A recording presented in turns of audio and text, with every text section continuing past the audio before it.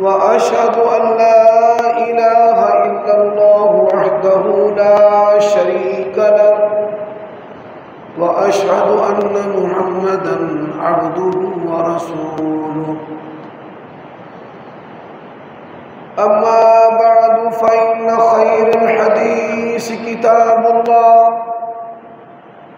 وخير الهدي هدي محمد صلى الله عليه وآله وسلم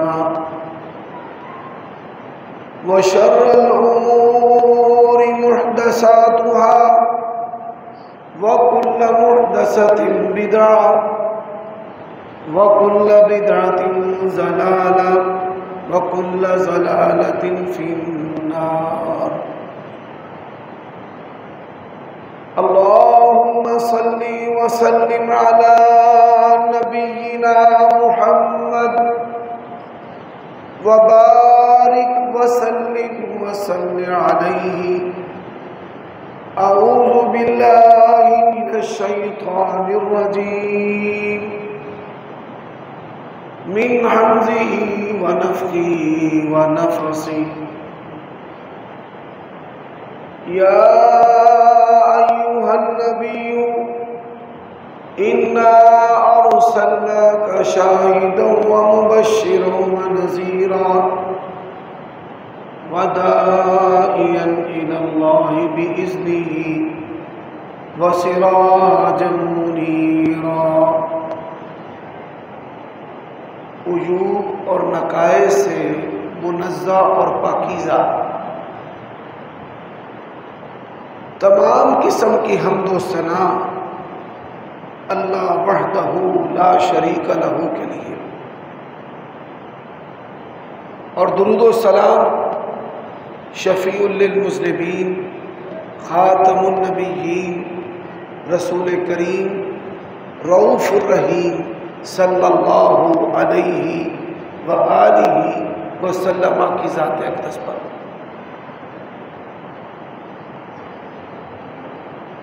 سامعین محترم،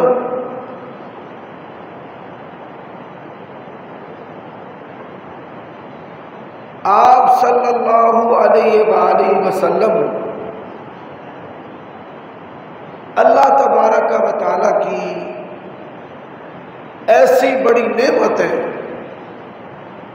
کہ دنیا کی کوئی نعمت بھی آپ صلی اللہ علیہ وآلہ وسلم کا مقابلہ کر ہی نہیں سکتی، بلکہ تمام جہانوں کی نعمتیں اگر وہ جمع ہو جائیں تو نبی علیہ السلام اللہ تعالیٰ کی ایسی نعمت ہے جو سب سے بڑے ہیں.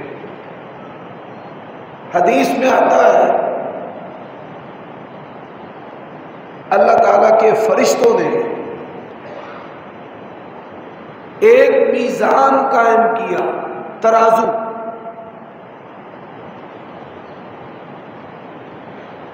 ایک پلڑے کے اندر نبی علیہ السلام کو رکھا اور دوسرے پلڑے کے اندر 10 افراد کو. تو آپ صلی اللہ علیہ وآلہ وسلم کا جو وزن ہے وہ 10 بندوں سے بھی زیادہ.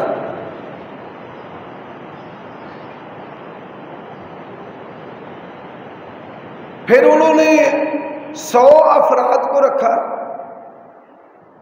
تو نبی علیہ السلام کا وزن جو ہے وہ 100 افراد سے بھی زیادہ تھا. پھر انہوں نے 1000 افراد کو رکھا. آپ صلی اللہ علیہ وآلہ وسلم کا وزن 1000 افراد سے بھی زیادہ تھا. تو فرشتوں نے آپس میں گفتگو کی، مکالمہ کیا اور کہا کہ اگر پوری دنیا بھی ایک پلڑے میں ڈال دی جائے تو نبی علیہ السلام کا وزن جو ہے وہ پوری دنیا سے زیادہ ہے.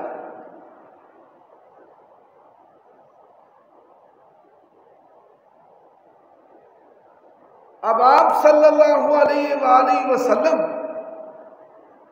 اللہ تعالیٰ کی کیسی نعمت ہے، اس کو جاننے کے لیے آج کے خطبہ جمعہ میں امام بخاری رحمہ اللہ صحیح بخاری کے اندر ایک حدیث لے کر آئے، وہ حدیث میں بیان کرنا چاہتا ہوں۔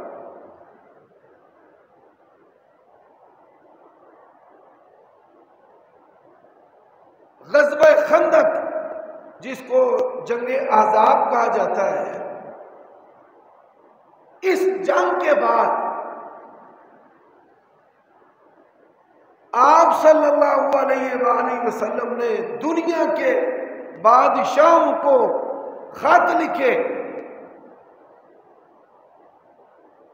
ایران کے بادشاہ کو خط لکھا، اس بد نصیب نے نبی علیہ السلام کے خط کو پھاڑ دیا،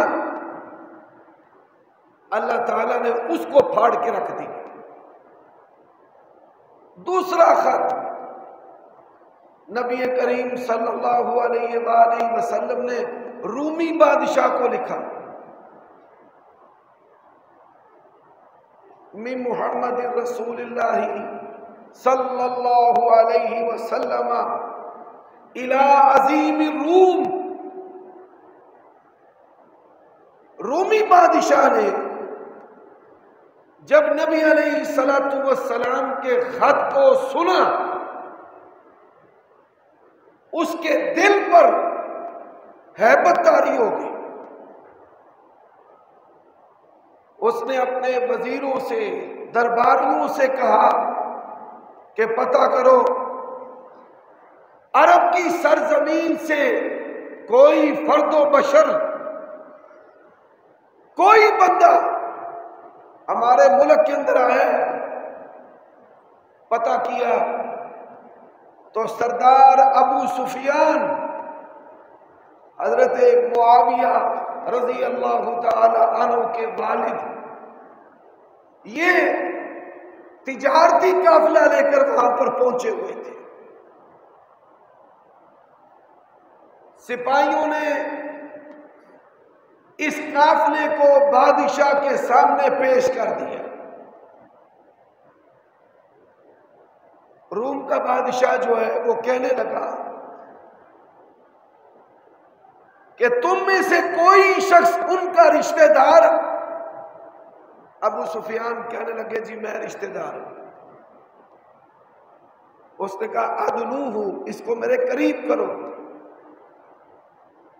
اور کہا کہ میں نے چند سوال کرنے، ان سوالوں کے مجھے سچ سچ جواب دینے،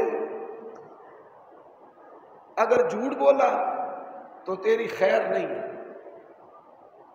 حضرت ابو سفیان رضی اللہ تعالی عنہ کہتے ہیں لولا الحیاء لکذبت، اگر میں بے حیا ہوتا تو جھوٹ بولتا۔ بادشاہ نے جتنے بھی سوال کیے، دشمن ہونے کے باوجود انہوں نے سچ سچ جواب دیا۔ اس نے پہلا سوال کیا کیف فیکم نسبہ، نبی علیہ السلام کا جو نسب ہے وہ کیسا ہے؟ ابو سفیان کہتے ہیں میں نے جواب دیا ہوا فینا ذو نسب، ہم سب میں سے بڑھ کر اس کائنات میں اگر کسی کا بہترین نسب ہے تو نبی علیہ السلام کا بہترین نسب ہے۔ بادشاہ نے کہا ٹھیک ہے۔ اس نے دوسرا سوال کیا کہ یہ بتاؤ کہ کیا وہ حکومت کرنا چاہتے ہیں، کرسی چاہتے ہیں؟ ابو سفیان کہتے ہیں کہ میں نے جواب دیا نہیں، ہم کرسی تو پیش کرتے ہیں، وہ کرسی نہیں چاہتے، حکومت نہیں چاہتے، اقتدار نہیں چاہتے، بلکہ وہ لوگوں کی اصلاح چاہتے ہیں۔ اس نے تیسرا سوال کیا، اچھا یہ بتاؤ کہ خاندان میں ان سے پہلے کسی اور نے بھی نبوت کا دعویٰ کیا ہے؟ سوال کرنے کا مقصد یہ تھا کہ یہ شاید ریس کرتے ہوئے، نقل اتارتے ہوئے ان کے لوگوں کے اندر یہ عادت ہے اس طرح کے دعوے کرنا۔ تو ابو سفیان کہتے ہیں میں نے کہا نہیں، خاندان کے لوگ بڑے معیاری لوگ ہیں، ان کے اندر نبی علیہ السلام سے پہلے کسی نے بھی نبوت کا دعویٰ نہیں کیا۔ حدیث کے اندر ہے، نبی علیہ السلام فرماتے ہیں میرے اور میرے باپ اسماعیل علیہ السلام کے درمیان کوئی بھی نبی نہیں ہے۔ حضرت ابراہیم علیہ السلام کے دو بیٹے اللہ کے نبی ہیں، ایک حضرت اسحاق اور ایک حضرت اسماعیل۔ حضرت عیسیٰ تک جتنے بھی نبی آئے ہیں، جتنے بھی، سارے کے سارے حضرت اسحاق کی لڑی میں سے ہیں، اور حضرت اسماعیل کی اولاد میں سے صرف نبی علیہ السلام اللہ تعالیٰ کے نبی اور رسول ہیں۔ اس نے کہا ٹھیک ہے، یہ بتاؤ کہ آپ کو جو ماننے والے ہیں وہ مالدار ہیں، جاگیردار ہیں یا غریب لوگ ہیں؟ حضرت ابو سفیان کہتے ہیں کہ نبی علیہ السلام کو جو ماننے والے زیادہ تر لوگ ہیں وہ غریب اور غربا ہیں۔ سوال کرنے کا مقصد کیا تھا کہ یہ جو مالدار ہوتے ہیں اپنے مال کو بچانے کے لیے اپنی پالیسیاں، اپنے مفادات، اپنی وابستگیاں جو ہیں وہ تبدیل کرتے رہتے ہیں۔ دنیا میں جتنے بھی بادشاہ آتے ہیں سب سے پہلے ان بادشاہوں کو مالدار لوگ قبول کرتے ہیں۔ پاکستانی سیاست کے اندر آپ دیکھ لیں کہ اسٹیبلشمنٹ جس کو بھی لے کر آتی ہے تو سب سے پہلے جو مالدار لوگ ہیں، کروڑوں اور اربوں پتی ہیں، وہ اپنی سیاسی وابستگیاں تبدیل کرتے ہیں کہ پہلے وہ کبھی نون لیگ میں تھے، پھر کاف لیگ میں، پھر پیپلز پارٹی میں، پھر پی ٹی آئی میں، پھر اب وہ پھر کوشش کر رہے ہیں کہ ہم دوبارہ جو ہیں وہ نون لیگ کے اندر شامل ہو جائیں۔ تو سوال کیا کہ نبی علیہ السلام آپ کو ماننے والے، قبول کرنے والے مالدار ہیں یا غریب ہیں؟ انہوں نے کہا جی غریب ہیں۔ پھر اس نے پانچواں سوال کیا، یہ بتائیں کہ آپ صلی اللہ علیہ وآلہ وسلم کو ماننے والے کم ہو رہے ہیں یا زیادہ ہو رہے ہیں؟ ابو سفیان کہنے لگے دن بدن بڑھتے چلے جا رہے ہیں، ینقصون ام یزیدون، بڑھتے ہی جا رہے ہیں۔ اس نے کہا اچھا یہ بتاؤ کہ کیا نبی علیہ السلام نے کبھی جھوٹ بولا ہے؟ ابو سفیان رضی اللہ تعالی عنہ کہنے لگے لا، نبی علیہ السلام نے کبھی جھوٹ نہیں بولا۔ اب یہ جو بندہ نبی علیہ السلام کے بارے میں بیان کر رہا ہے کہ آپ نے جھوٹ نہیں بولا، یہ مسلمان نہیں ہے، یہ نبی علیہ السلام کے بارے میں نرم رویہ رکھنے والا بھی نہیں ہے، سخت ترین دشمن ہے۔ نبی علیہ السلام کے جو دشمن تھے وہ دو طرح کے تھے، ایک گستاخیاں کرنے والے دشمن ابو جہل، ایمان نصیب نہیں ہوا، مر گیا۔ دوسرا دشمن ابو سفیان سخت ترین دشمن ہے، لیکن گستاخ نہیں ہے، جھوٹا نہیں ہے، بکواسی نہیں ہے۔ اللہ تعالیٰ نے ان کو ایمان عطا کر دیا ہے، مسلمان ہوتے ہیں۔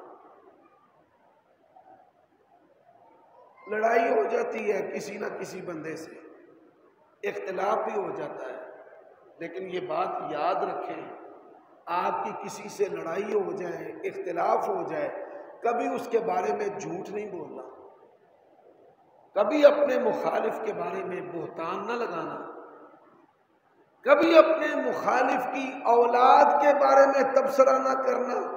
یہ ابو جہل کی عادت ہے۔ تو اس نے پوچھا بتاؤ کبھی نبی علیہ السلام نے جھوٹ بولا ہے؟ اس نے کہا جی نہیں، کبھی انہوں نے جھوٹ نہیں بولا۔ اس نے کہا اچھا یہ بتاؤ کبھی آپ نے دھوکہ دیا ہے؟ کبھی دھوکہ دیا؟ اس نے کہا جی نہیں۔ آپ صلی اللہ علیہ وآلہ وسلم نے ساری زندگی کبھی دھوکہ نہیں دیا۔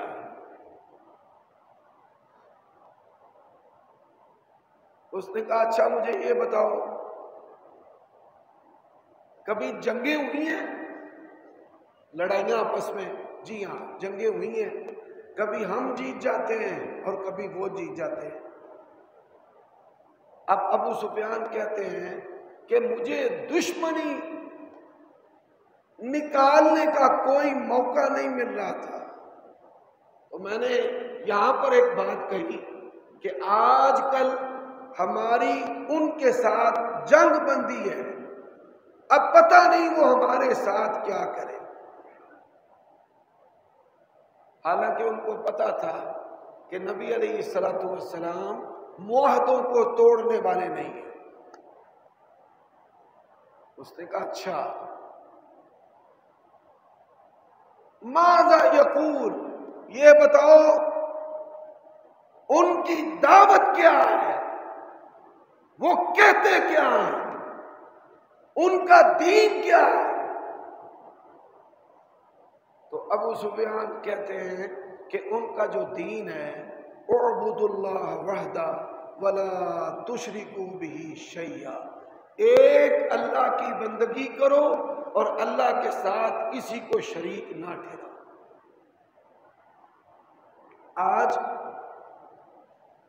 سیرت النبی صلی اللہ علیہ وآلہ وسلم اس کو چھوڑ دیا ہے، آپ کے مشن کو چھوڑ دیا ہے، اور ایک جشن دین کے نام پر ہم نے بنا لیا ہے، اور اس جشن کے ذریعہ نبی علیہ السلام کی تعلیمات، آپ کے عقائد، آپ صلی اللہ علیہ وآلہ وسلم کی دعوت، آپ کی سیرت، آپ کا کردار، مسلمان جو ہیں اس سے دور ہیں، اور ایک تہوار جو ہے اس کا صرف اہتمام ہے۔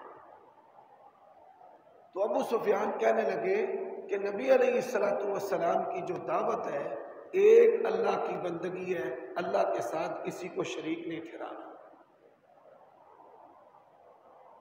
اور کیا کہتے ہیں؟ وَيَأْمُرُنَا بِالصِّدْقِ، نبی علیہ السلام ہمیں دعوت دیتے ہیں جب بھی بولنا ہے سچ بولنا ہے، سچ۔ وَيَأْمُرُنَا بِالصَّلَاةِ، نبی علیہ السلام ہمیں دعوت دیتے ہیں کہ نماز پڑھا کرو۔ میرے بھائیوں دوستوں، نبی علیہ السلام دنیا سے گئے، آپ نے اپنی امت کو دو نصیحتیں کی ہیں، ایک نصیحت اللہ کے حقوق کے بارے میں اور ایک نصیحت لوگوں کے حقوق کے بارے میں۔ اللہ کے حقوق کے بارے میں نبی علیہ السلام نے جو نصیحت کی ہے وہ نماز ہے، اور لوگوں کے حقوق کے بارے میں نبی علیہ السلام نے جو نصیحت کی ہے کہ جو تمہارے خادم ہیں، نوکر ہیں، ان کا خیال رکھنا، ماڑے لوگوں کا، ماڑے بندوں کا خیال رکھنا۔ اس نے کہا ٹھیک ہے، اور کیا کہتے ہیں؟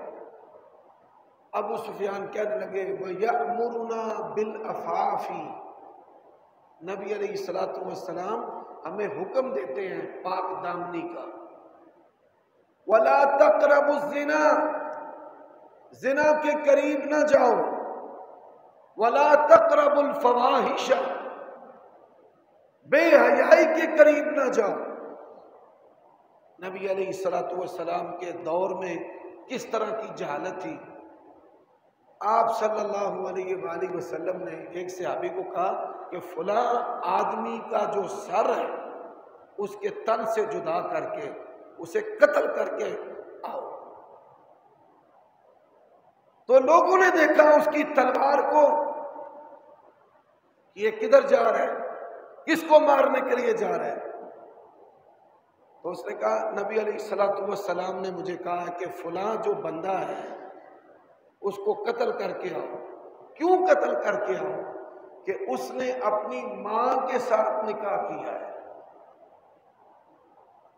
یہ دین اسلام ایسا دین ہے کہ اس نے حرمت والے رشتے بیان کیے کہ تمہاری مائیں تمہارے اوپر حرام ہیں، تمہاری بیٹیاں تمہارے اوپر حرام ہیں، تمہاری بھانجیاں اور بھتیجیاں تمہارے اوپر حرام ہیں، تمہاری خالائیں تمہارے اوپر حرام ہیں، تمہاری پھپھیاں تمہارے اوپر حرام ہیں۔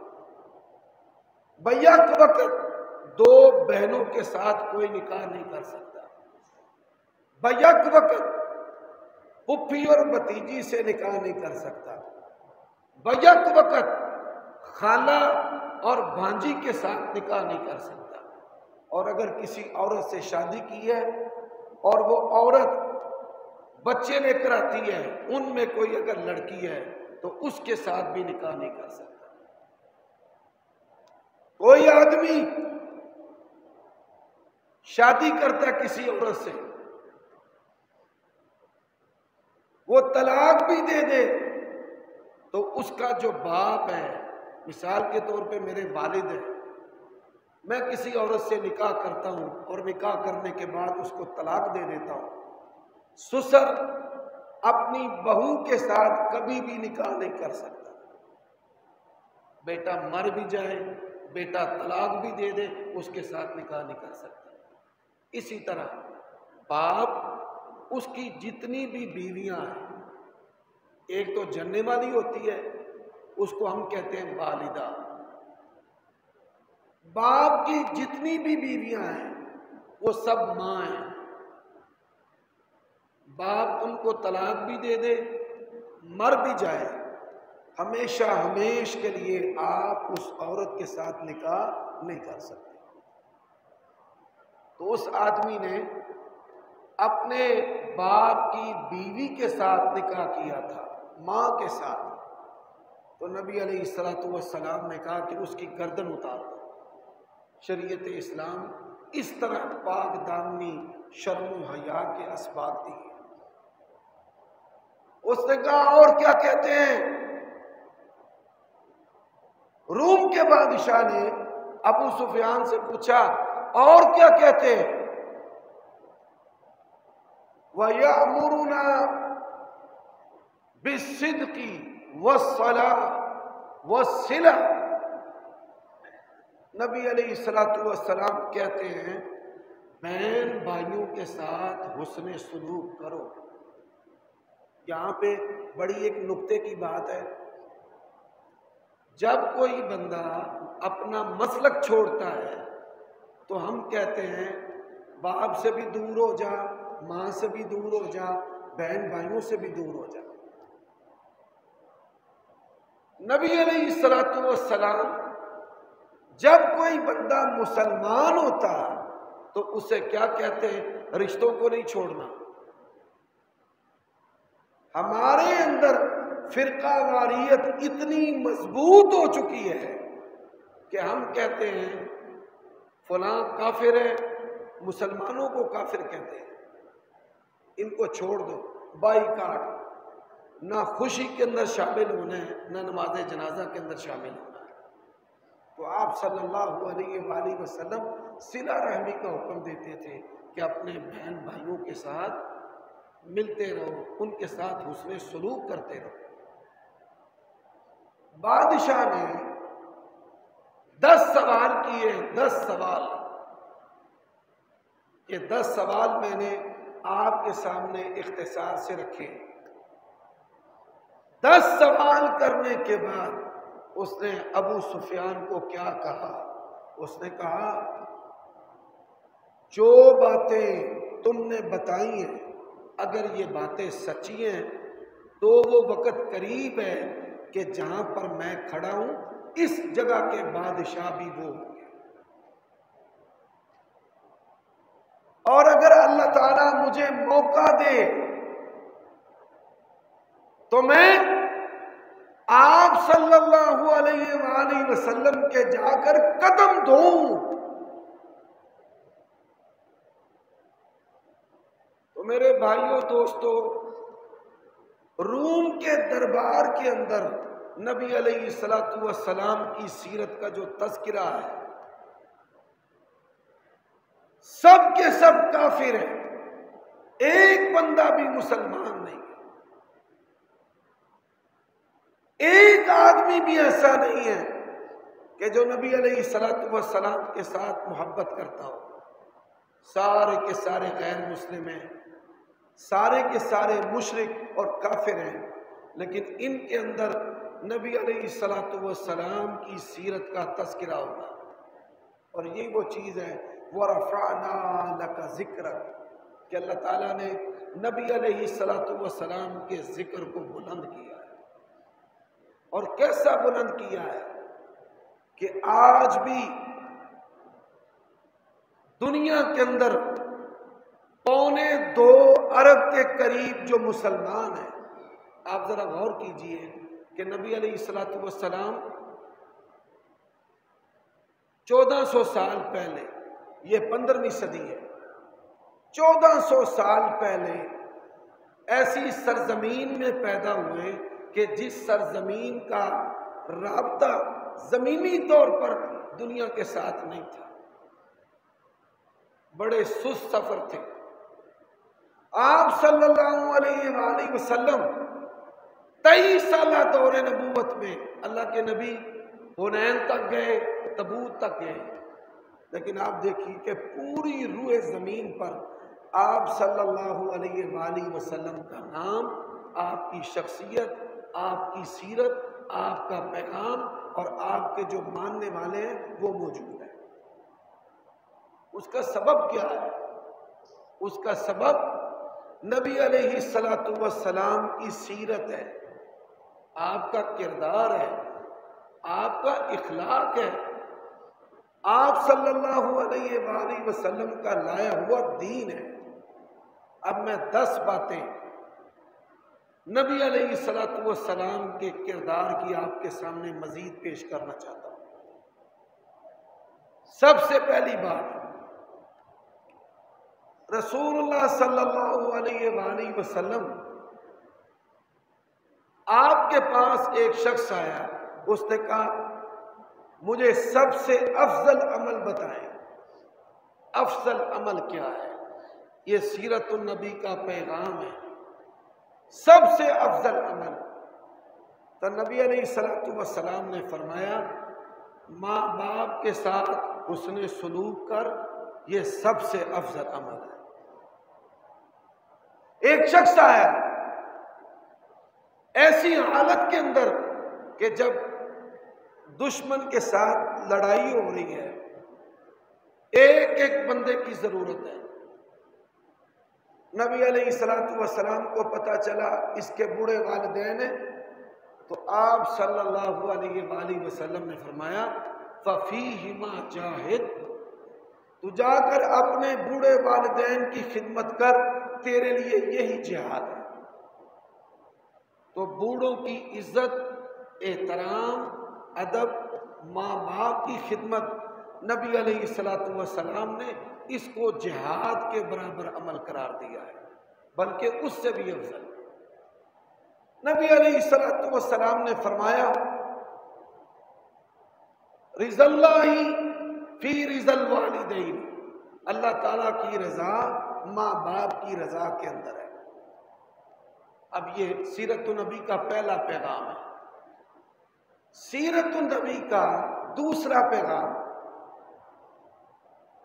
آپ صلی اللہ علیہ وآلہ وسلم نے فرمایا بل لم یوقر کبیرنا ولم یرحم صغیرنا فلیس منا، جو بندہ بڑوں کی عزت نہیں کرتا، بوڑھوں کی بڑوں کی عزت نہیں کرتا اور چھوٹوں پر شفقت نہیں کرتا، آپ نے فرمایا وہ ہم میں سے نہیں ہے۔ نبی علیہ الصلوۃ والسلام نے فرمایا ان البرکۃ مع اکابرکم، اللہ تعالیٰ نے جو برکت ہے یہ تمہارے بوڑھوں اور بزرگوں کے ساتھ رکھی ہے۔ رسول اللہ صلی اللہ علیہ وآلہ وسلم نے فرمایا یہ جو بوڑھے اور بزرگ ہیں اللہ تعالیٰ زمین والوں پر اتنا ناراض ہوتا ہے، اتنا ناراض ہوتا ہے کہ اللہ فرماتے ہیں کہ میرا دل کرتا ہے میں ان پر عذاب ڈال دوں۔ عذاب کیوں نہیں ڈالتا؟ فرمایا بوڑھوں کی وجہ سے اللہ تعالیٰ زمین پر عذاب نہیں ڈالتا۔ چوتھی حدیث، یہ جو سفید بال آتے ہیں نا، کئی لوگ سفید بال کھینچنا شروع کر دیتے ہیں، کالے کرنا شروع کر دیتے ہیں۔ نبی علیہ الصلوۃ والسلام نے فرمایا اللہ تعالیٰ نے یہ بات کہی ہے کہ اللہ تعالیٰ بوڑھے بالوں کی حیا کرتا ہے، سفید بالوں کی حیا کرتا ہے۔ حضرات تیسری بات، آج مولوی ہے، سیاستدان ہے، جرنیل ہے، کاروباری ہے، پھل بیچنے والا ہے، کوئی ہے دھوکہ دے رہا ہے۔ اور نبی علیہ الصلوۃ والسلام نے کیا فرمایا من غش فلیس منا، جس نے کسی مسلمان کو دھوکہ دیا اس کا بھی ہمارے ساتھ کوئی تعلق نہیں۔ اب دھوکہ جو ہے حدیث میں آتا ہے، نبی علیہ الصلوۃ والسلام منڈی میں گئے، ایک غلے کا ڈھیر لگا ہوا تھا اور اوپر بڑا بہترین اناج۔ آپ صلی اللہ علیہ وآلہ وسلم نے اس ڈھیر کے اندر اپنا ہاتھ ڈالا تو اندر جو ہے وہ گیلا کھٹیا اناج تھا، ردی۔ تو نبی علیہ الصلوۃ والسلام نے فرمایا اس ڈھیر کا مالک کدھر ہے؟ وہ آ گیا، جی یا رسول اللہ، اور میں سن لے من غش فلیس منا، جس نے میری امت کو اس طرح دھوکہ دیا ہے اس کا محمد رسول اللہ کے ساتھ کوئی تعلق نہیں۔ حضرات پاکستان میں چوتھے نمبر پر جو سب سے زیادہ جرم ہونے والا ہے وہ نشہ آور چیزوں کا استعمال ہے، شراب کا، الکحل، ملائے ہوئے مشروبات کا، جن کو آپ انرجی ڈرنکس کہتے ہیں۔ ان انرجی ڈرنکس کے اندر بھی جو الکحل ہے اس کو شامل کیا جاتا ہے۔ اور جو نشہ ہے، نشے کی دو قسمیں ہیں۔ پہلی قسم کہ جس کے نہ کرنے سے عقل زائل ہوتی ہے، جو لوگ تمباکو والا پان کھاتے ہیں اگر وہ نہ کھائیں تو محسوس کرتے ہیں کہ ہم کمزور ہیں، ہماری جو صلاحیتیں ہیں وہ صحیح کام نہیں کر رہے۔ ایسے ہی بھنگ ہے، ایسے ہی ہیروئن ہے، ایسے ہی شیشہ ہے جس کو آئس کہتے ہیں کہ آپ اس کا استعمال نہیں کریں گے، جو کرتے ہیں میں ان کی بات کر رہا ہوں، جو استعمال کرتے ہیں وہ اس کا استعمال نہ کریں تو ایسے لگتا ہے جیسے وہ بیمار ہیں یا مر جائیں۔ اور نشے کی دوسری قسم ہے کہ جس کے کرنے سے انسان کی عقل زائل ہوتی ہے، اس کے اندر شراب ہے کہ جب انسان شراب پیتا ہے تو شراب پینے سے اس کی عقل جو ہے وہ زائل ہو جاتی ہے۔ تو اللہ تعالیٰ نے قرآن مجید میں کیا کہا ہے؟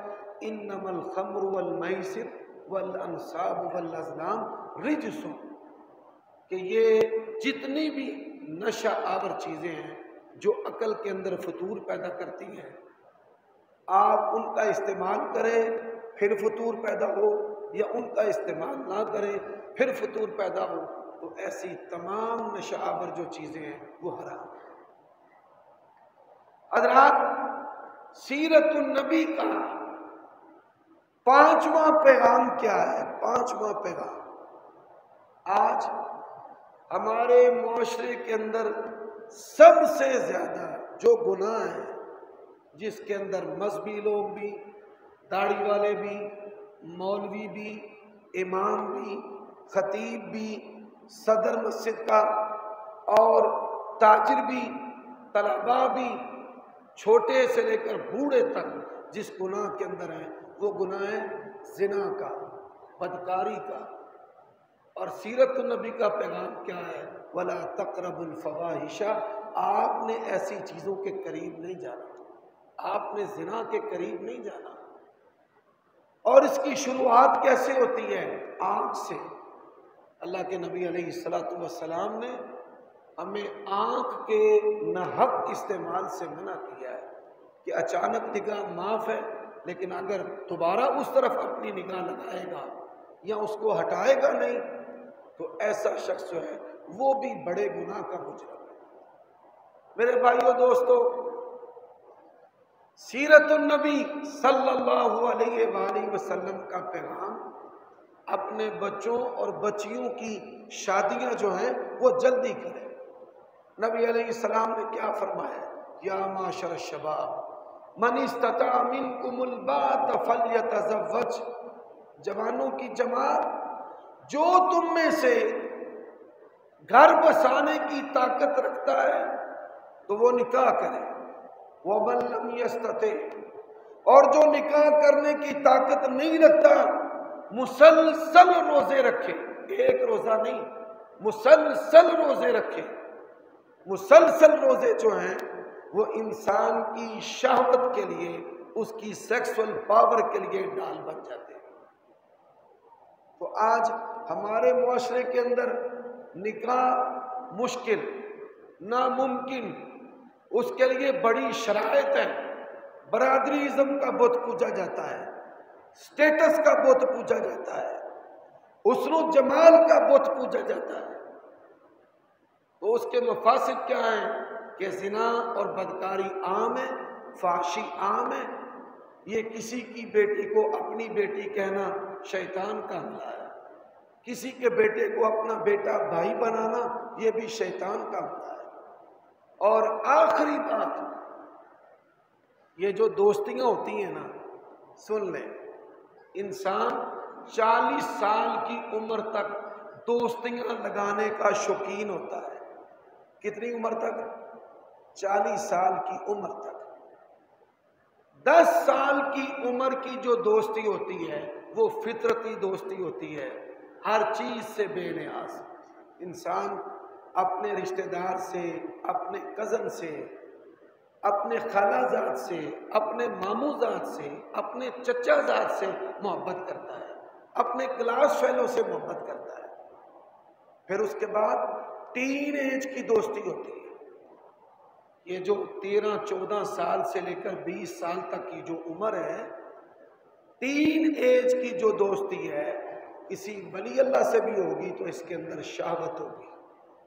یہ بات یاد رکھ لیں، داڑیاں بھی ہوں، دین بھی ہو، بڑا بڑا شیخ الحدیث بھی ہو، اگر ٹین ایج کی دوستی ہے تو اس دوستی کے اندر شہوت ہے۔ پھر اس کے بعد 30 سال کی عمر کی دوستی، اس کے اندر مفادات ہوتے ہیں، فائدہ دینا اور فائدہ دینا۔ اور پھر اس کے بعد 40 سال کی دوستی، یہ جتنے بھی ڈبل شاہ ہیں، پیسے دگنے کرنے والے ہیں، کاروبار کا جھانسا دینے والے ہیں، راتوں رات امیر کرنے اور ہونے والے ہیں، ان کی آپ عمریں دیکھ لیں 35 40 45 سال کی عمریں ہوں گی اور لوگوں کو لوٹیں گے، ان کو کھائیں گے، ان کو سبز باغ دکھائیں گے، ان کو چکمے دیں گے، اور ان کا مقصد کیا ہوتا ہے؟ لوگوں کا ناحق مال کھانا۔ تو سیرت النبی صلی اللہ علیہ وآلہ وسلم ہمیں اپنی زندگی کو بہترین گزارنے کا سبق اور درس دیتی ہے۔ یہ صرف جھومنے کا نام نہیں ہے، پیسے لٹانے کا نام نہیں ہے، یہ جشن کا نام نہیں ہے، یہ مشن ہے۔ یہ سیرت گلیوں کو، بازاروں کو نہیں سجاتی، یہ سیرت جو ہے یہ زندگیوں کو سجاتی ہے۔ اللہ تعالیٰ مجھے اور آپ کو عمل کرنے کی توفیق عطا فرمائے۔